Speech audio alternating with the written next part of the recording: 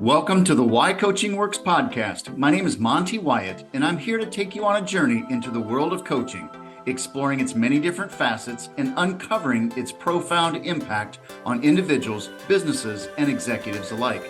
We'll be delving into real-life case studies combined with in-depth research from coaching experts to give you a better understanding of why coaching works today.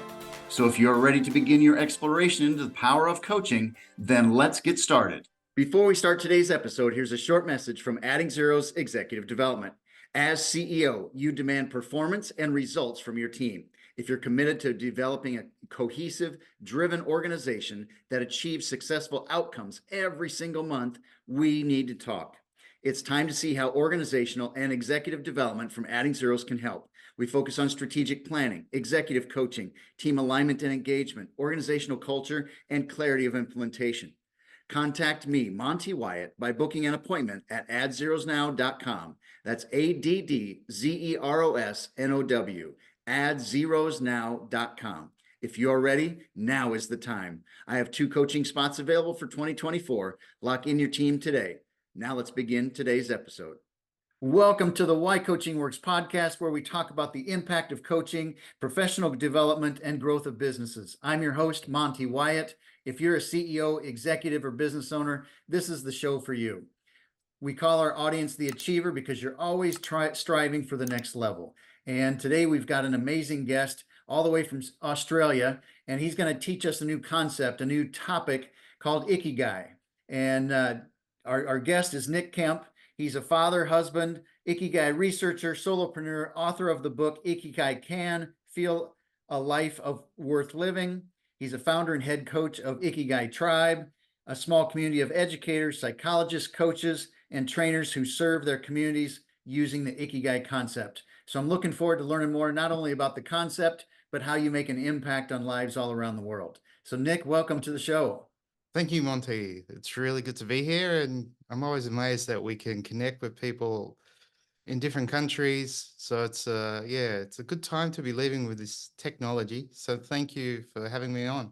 Absolutely. Well, I certainly welcome and I'm glad that you're here and look forward to our discussion, because I know we've talked once and twice before, and the concept of Ikigai is not a new concept, but it's something that you've done a lot of research on, and it's something that I want you to share with our audience what it means and what you're doing with it, if you would, please.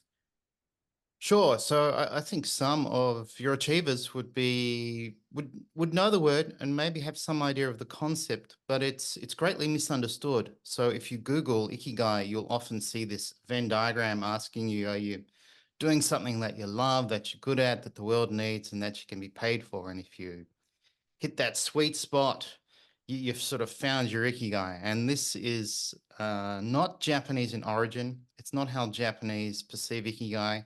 That's sort of a westernization or an appropriation of the concept. Also, your achievers might also be aware it's a concept related to longevity, and it's this, amazing word from Okinawa and the secret to happiness. And they're also westernizations of the concept. So almost everything online about Ikigai is either an appropriation or a romanticization. So we need to sort of clear that out the way and say all of that's a Western interpretation. And what Ikigai is, there's this sort of irony. So the word to Japanese is something they grow up with. So it's not a special word to them, yet it does indicate something to them that makes their life meaningful or makes their life worth living. And so that the best definition I usually go with is from Japan's research pioneer, someone I like to call the mother of Ikigai. And she was this amazing woman who authored a book in the 1960s. And she basically said you have Ikigai sources. So that could be your role, a relationship, hobby, aspects of your work, goals you're striving towards, or even memories. And then you have Ikigai Kan. And Kan is awareness or perception or feeling. So Ikigai is something you feel. Now, what's interesting about this concept to most Japanese, it's just a word they grow up with. But there's this huge body of research on the concept that started really in the 1960s with this pioneering researcher. And yeah, I keep finding papers on, just recently, Ikigai and AI enhancing robots and how they integrate these ideas of Ikigai. Like, how can we make social robots or care robots remind users of Ikigai sources? So they might have robots that suggest, why don't you call a friend, or why don't you play your favorite music? So it's a fascinating concept with all these ironies. Oh, that's amazing. Now, just to summarize what I heard you say, Ikigai is something that makes life meaningful and worth living, and it's awareness of feeling. Is that correct? Yes. And it's very subjective. So to some people, it could be, their pet, or, it could be our role as coaches is probably a very meaningful source of Ikigai, because we're helping others grow. We're growing ourselves. We have this intellectual intimacy when we're coaching. And so that makes our life worth living. It makes our work, something we really enjoy. We're challenged by it. So it's not just, this idea of bliss and happiness. Ikigai is very relatable to positive psychology because it includes elements of life satisfaction, change and growth, freedom, but it also includes like existential ideas, like if you're challenged or if you go through some form of suffering and you overcome that and you grow and you have a stronger sense of identity, then you're going to feel ikigai through that experience and through that reflective process. So it's like a one word that articulates all these elements of positive psychology and ultimately what makes you feel that life is worth living. That's very interesting. So I want to hear how you tie this into coaching, because I know you've got coaches, you've got other folks that are using your concepts. Tell us how you use this in coaching. Yeah, so I have two offerings, I guess. One is a certification program, and I'm always hesitant when I say that, because obviously, look at me. I'm a white Australian teaching a Japanese cultural concept. But, I lived in Japan for 10 years. My wife's Japanese. And as you know, I started this business just as a passion project, doing my own podcast. And I managed to connect with, yeah, Japan's leading researchers, people like Ken Moggy, who's a neuroscientist, and he's written a book on Ikigai, and all these other researchers. So yeah, I was doing this podcast, and then people started reaching out saying, "Hey, look, I want to coach this concept. Do you have a program?" And so after seeking advice and I guess approval from various researchers I'd interviewed, they were saying, "Yeah, look, share our research. We're not good at marketing." So I managed to create this program. And yeah, the program involves both obviously explaining what Ikigai is and how it can be used as a coaching tool, but also the actual program is a co-reflective kind of coaching experience. And so there's a lot of, I think, a co-reflective dialogue where we sort of linger in the dialogue and discuss these ideas of life satisfaction. What's purpose? What's sense of freedom? What is self-actualization? So the process of the program goes deep into those ideas. And then, yeah, my clients take these ideas and offer it to their clients. But it's obviously nuanced in that it's from a Japanese perspective. And I think, in the West, often coaching is about helping someone be the best version of themselves or getting their zone of genius. And we like to use all this kind of flashy language. We're in Japanese culture. yeah, it's more restrained or almost more passive, and it's more about being more reflective and finding out what matters to you and taking smaller steps towards goals rather than trying to radically change your life. And so this perspective, I guess, gives my clients another toolbox that they can use to coach their clients. That's fantastic. I love it. I love Mm. it. Now, I want to hear, how did you get into coaching? How did you decide that this was what you wanted to do and how to help people? Yeah, it seemed like on reflection, like a evolution from teaching English in Japan. And in Japan, I found my entrepreneurial spirit. I established my own school. I've made my first information product. I built my first website. Then I came back to Australia, and then I started doing online marketing, web design, and got into consulting.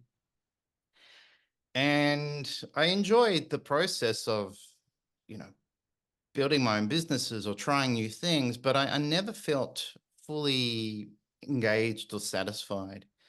And positive psychology was always something I was interested in, and personal development. And I kind of realized, I do have this desire to have more intellectual intimacy and help people and go deeper and not just provide advice, but help people. I think as people, we're always striving to be authentic, like be self-authentic. And we grow up in a world where that's often suppressed.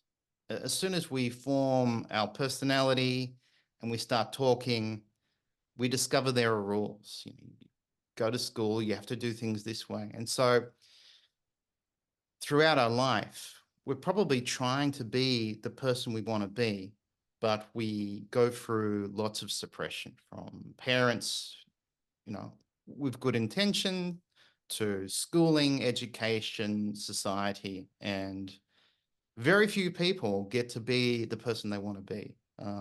So that was kind of my realization of, oh yeah, we're all trying to be someone we want to be, but we struggle. And some people know this, but they don't know what they want to do or want to be. Some people kind of know what they want to do with their life or who they want to be, but they don't know how.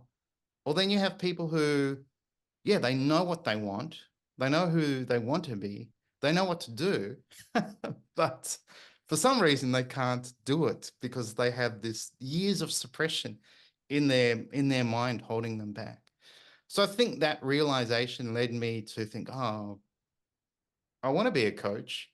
And then serendipitously, me doing my research on Ikigai and the podcast kind of evolved into that opportunity.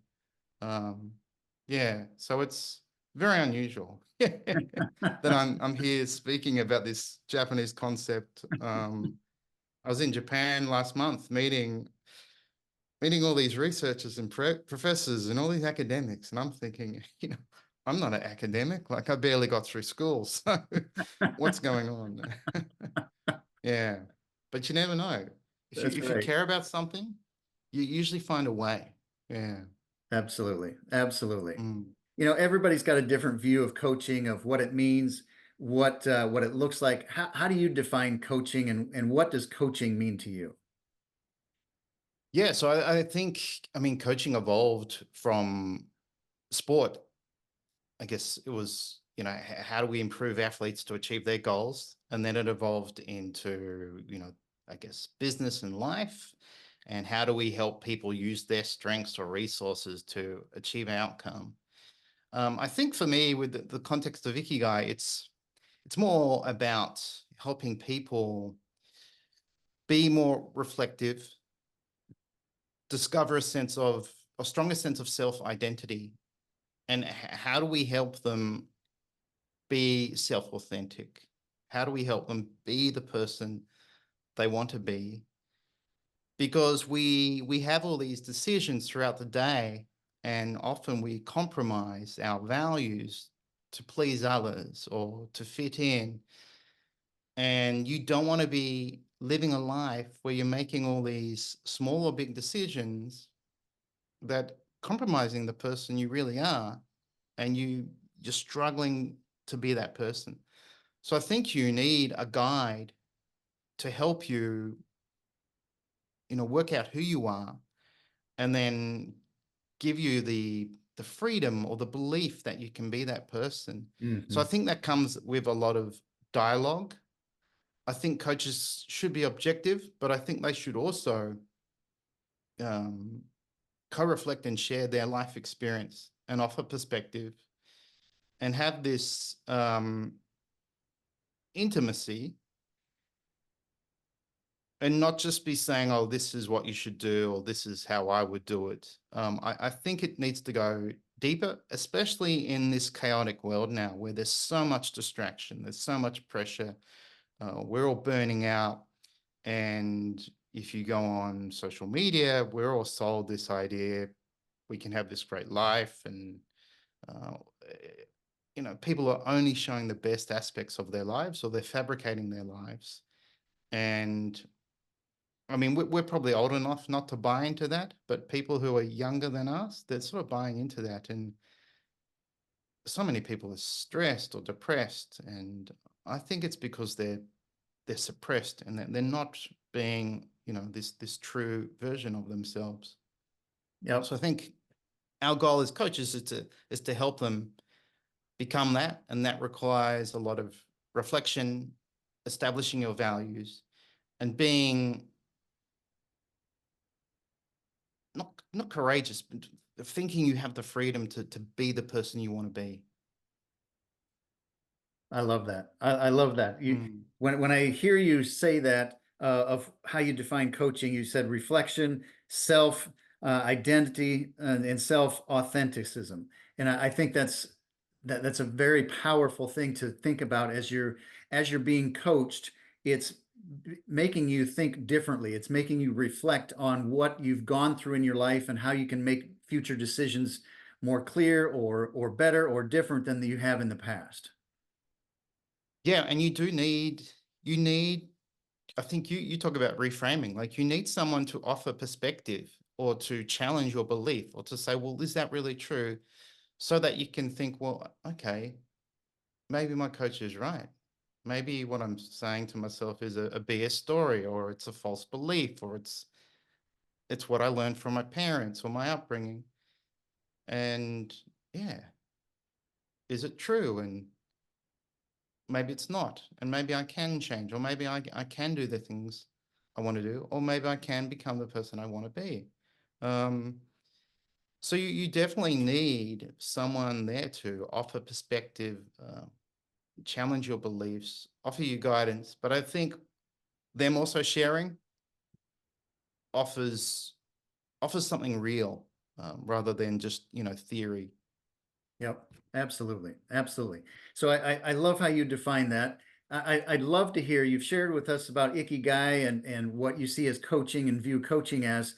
Tell us a story about one of your clients and how you've guided them to think differently and become uh, uh, just a different person because of their more awareness and that feeling. Yeah, so I'll be honest, and you sort of gave me a heads up on this, and I thought I'd just pull out a recent email exchange, and obviously I'm not going to reveal the person too much, but I'll just read it out. So, hello, Nick. I cannot believe our weekly calls are over.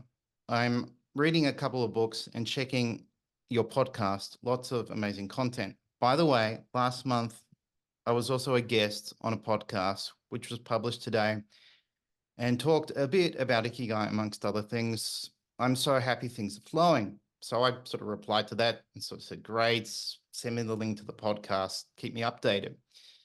And yeah, she replied and said, hey, Nick, on the 17th, I will host a workshop on Ikigai, Beyond Career Choices, at Nomad Base. So that's an event. I'll keep you posted on the news. And so I was like, oh, cool, you're doing a workshop on Ikigai now. And then, yeah, a few weeks go by. Hello, Nick. I think the workshop went well.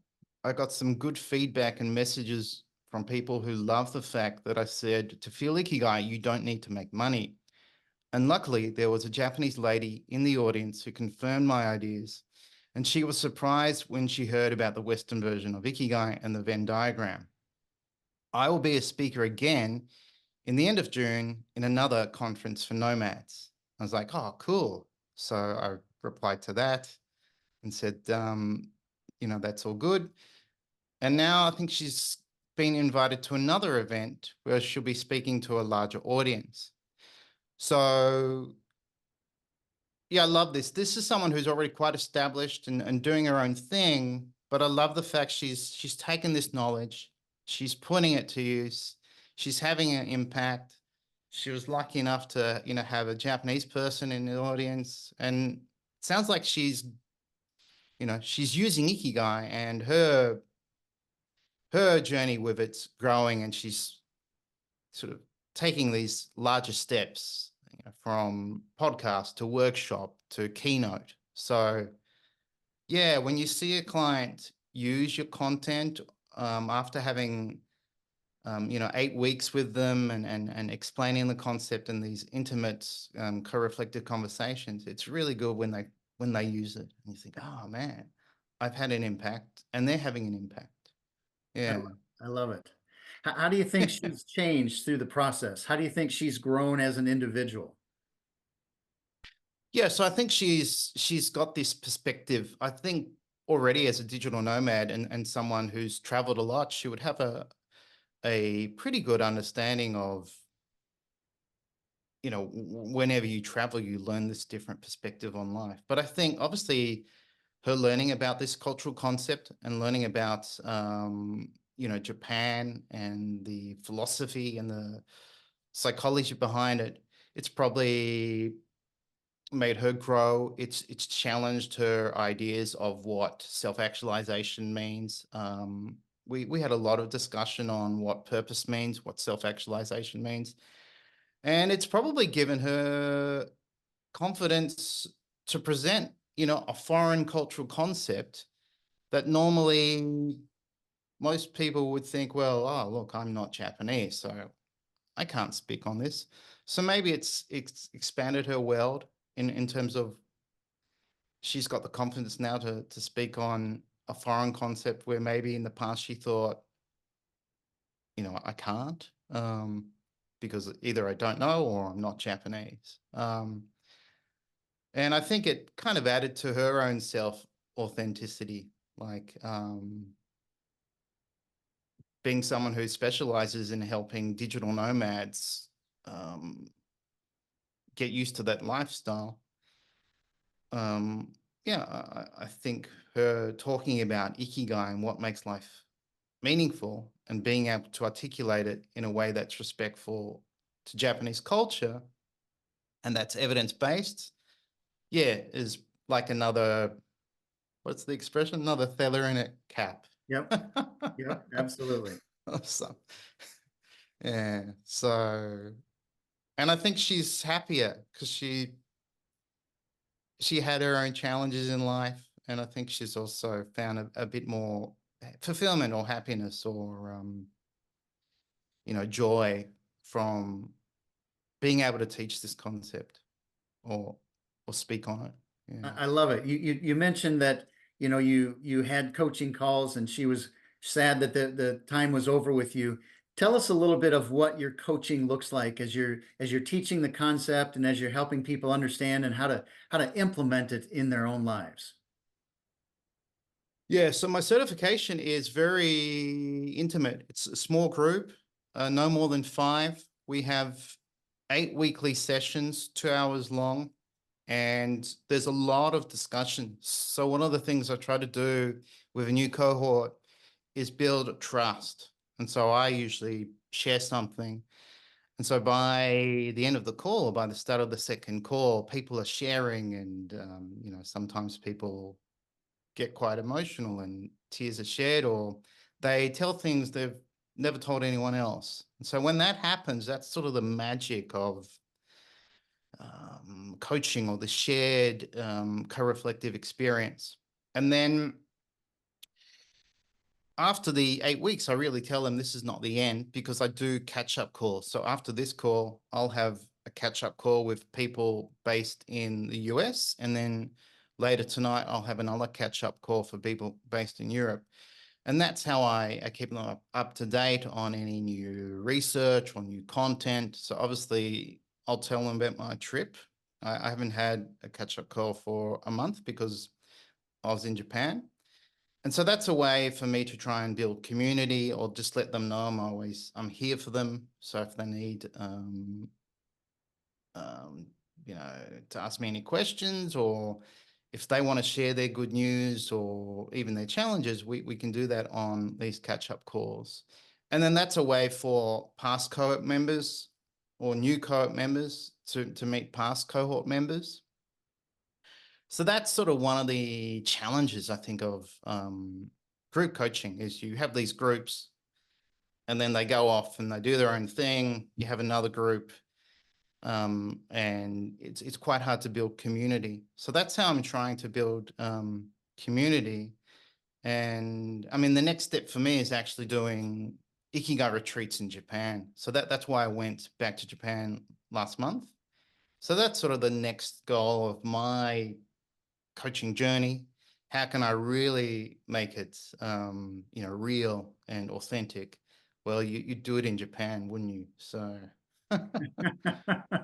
yeah. Oh, that's wonderful. I appreciate that. I'm assuming since you're a coach, you've been coached in your life as well. Tell me how coaching has helped you personally, and what have you gained from being coached? Yeah, well, as you know, one of your guests, Trav Bell, who likes to swear a lot. I was listening to your podcast with Trav this morning. He's my current coach, and yeah, I kind of thought I was at a point where I've kind of reached the ceiling here. I need someone to guide me, and I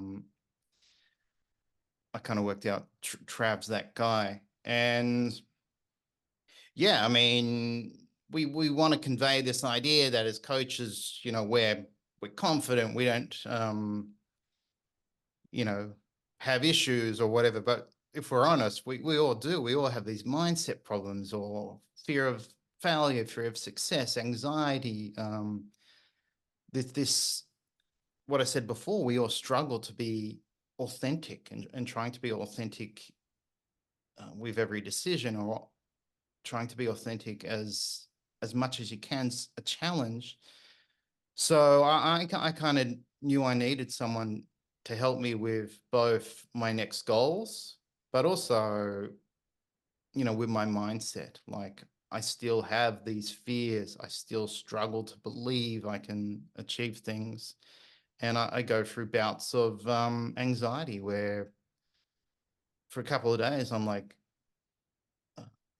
a deer in the spotlight. I'm just frozen, and like I don't know what to do. And I usually pull myself out of it, but having someone like Trav analyze it or push me or work me through it sort of reduces that anxiety gap. And it used to be weeks where I'd be anxious, and then it'd be a week, and then I started working with Trav, and now it's days. And it'd probably get down to a day where I just think, all right, this day I'm just going to accept the anxiety and maybe not do anything. But tomorrow it's time to face the fear, or take action. Trav's helped me charge more. So he's sort of saying, what are you doing?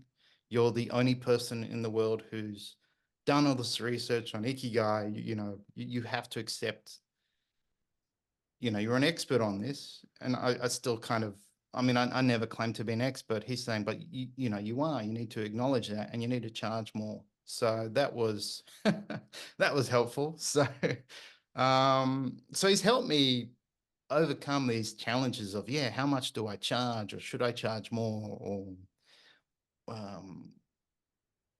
both very practical, I guess, what you could call consulting advice, but also coaching and the mindset, and encouraging me to take on, this idea of the Ikigai coach.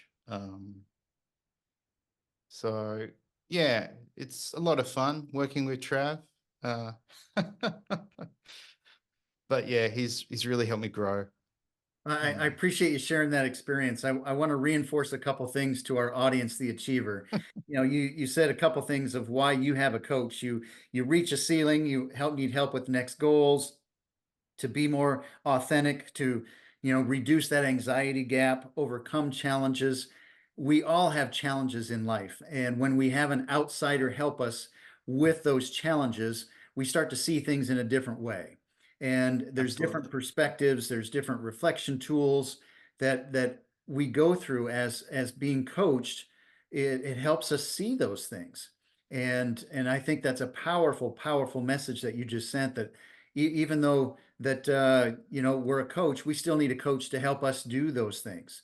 And Absolutely. and Yeah. everybody has that next level. Everybody reaches a ceiling, no matter if you're a business owner, an executive, or the average person on the street. Everybody has a ceiling that they keep hitting against.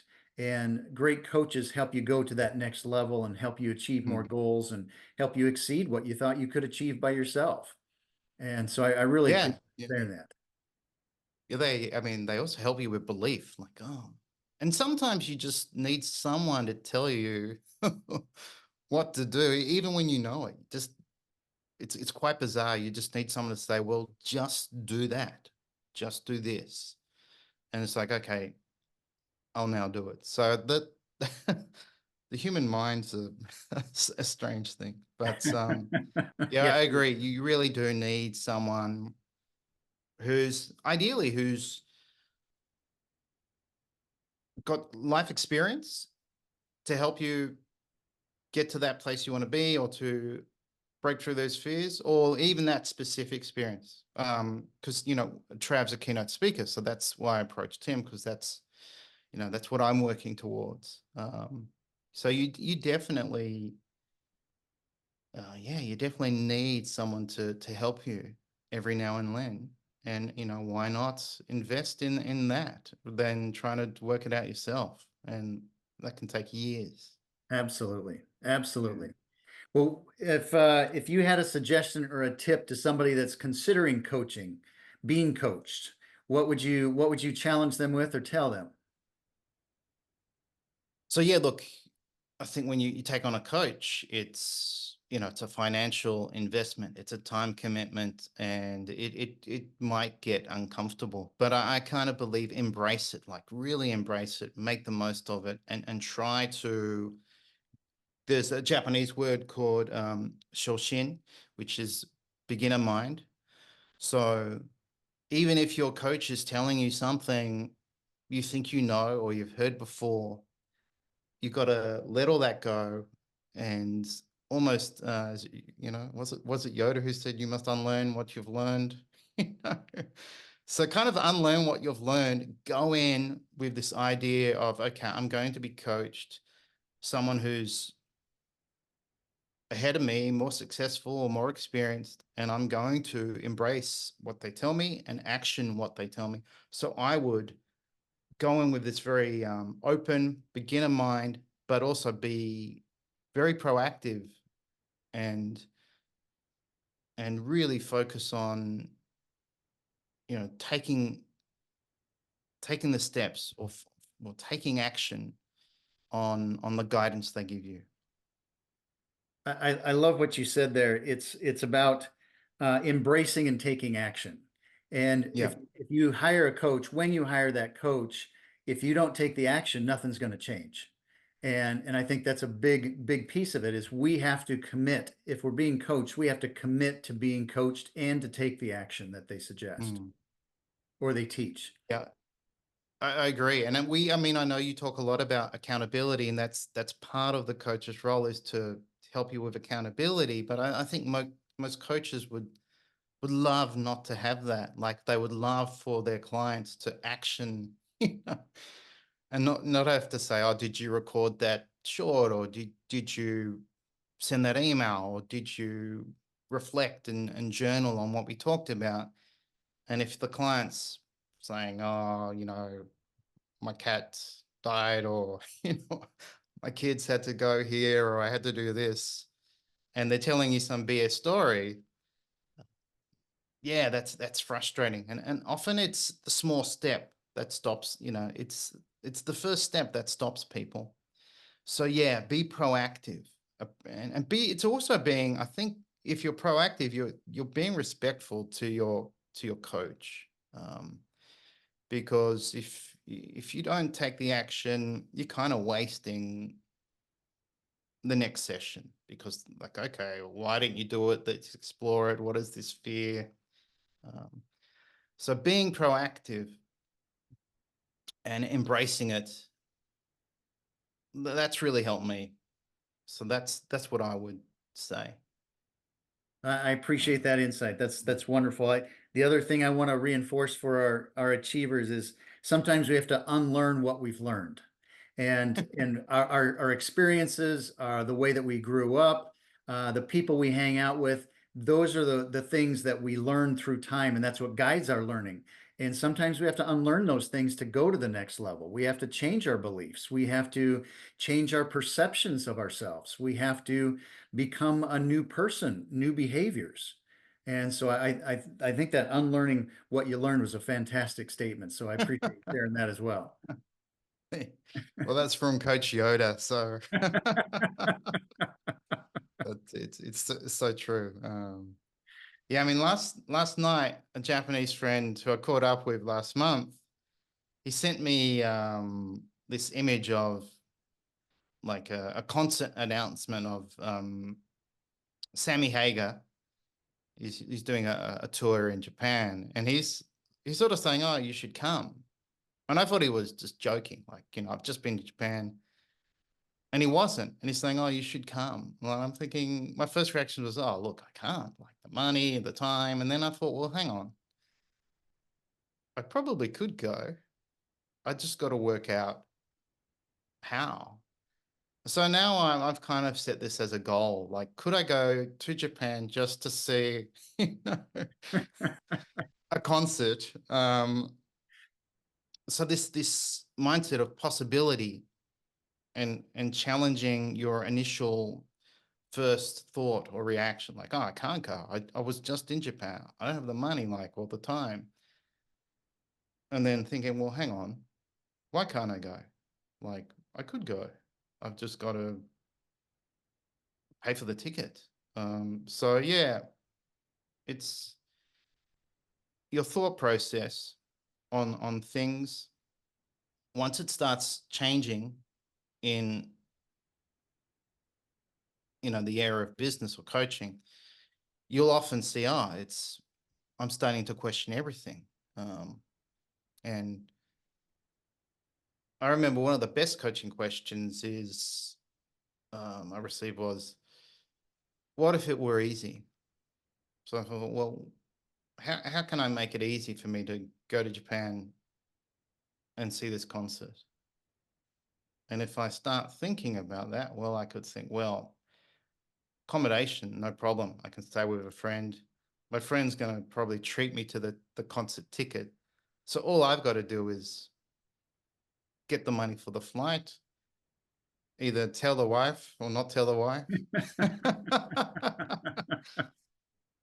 and then go. So, so that's how easy it is. I, So I really, yeah, I really like how you said the mindset of possibility.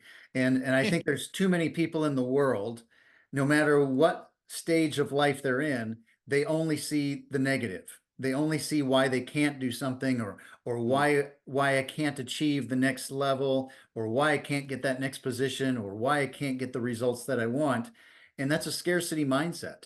And absolutely. we've got to live an abundant mindset. And life is a roller coaster. Every day we can get things that thrown at us that take us down off of that abundant mindset, but we've got to keep that abundance. And I love how you said it. What if it were easy? Yeah, And yeah. how can you do that? If this were easy, what would it look like? And how can you make it easy? And I think it's Powerful question. challenging our beliefs. And Mm, that's what's holding everybody back, is our beliefs. And I think that why coaching works is because it challenges beliefs. And absolutely. I think that's a great way of looking at why coaching works. It's challenging beliefs. And so I really appreciate you sharing those items.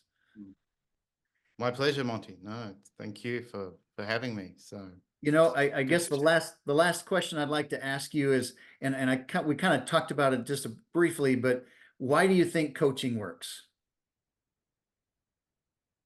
Well, just I mean, I think we've answered already, but yeah, I think for me, it's this, you get perspective or you get guidance, and it opens up this world of possibility, or this, it can crush a false belief you've had, or you've hung on to for years. Something that was embedded in you when you were a child, or when your parents were stressed, or um, and you you you just live this belief, and then one day someone says, well, hang on, is that really true? And you've never questioned it. So I think coaching works because it helps you question things, it helps you challenge ideas or beliefs you've held on to, and it gets you closer to being this self-authentic person. You know intuitively, you know emotionally, you know intellectually you want to be, and you're not there yet. And that's a journey in and of itself. But most people, they're living a life they don't want to live. They're going to a job they don't want to do. Maybe they're in a relationship they know they shouldn't be in. They're constantly compromising their values. So I think coaching helps you live in harmony or alignment with your values, rather than living a life that's uh, compromising or in conflict with values. Awesome. That's why it works. Yeah. Yes, absolutely. Well, thank you for sharing that. I love your story. I love Ikigai. I love that feeling, and where you get the different places of fit, that feeling of self-worth. And I really appreciate your time today, and I really appreciate you joining us. So thank you so much, Nick. And any last comments that you'd like to share with our audience? No, just thank you for what you do. I know podcast is a lot of work, a lot of prep, finding the guests, preparing, having the discussion, editing. So as one podcast to another, having these conversations can actually change lives. And we don't often get thanked.